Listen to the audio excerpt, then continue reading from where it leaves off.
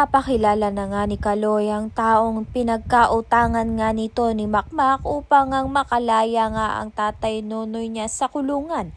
Kaya naman nga't nangangamba nga itong si Nadia dahil nga baka bugbugin nga ng mga loan sharks itong anak nga niyang si Makmak kapag hindi nga nakapagbayad.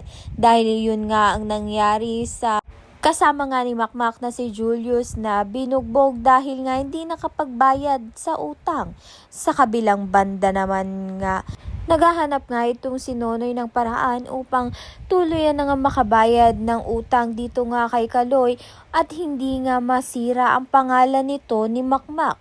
Subalit lingid nga sa kanilang kaalaman ay lahat nga ito ay planado na nga ni Kaloy at ni Lance na kapag hindi nga nakabayad ditong si Makmak ay bubugbugin nga rin siya at mawawalan na nga siya ng lisensyang pagbaboxing.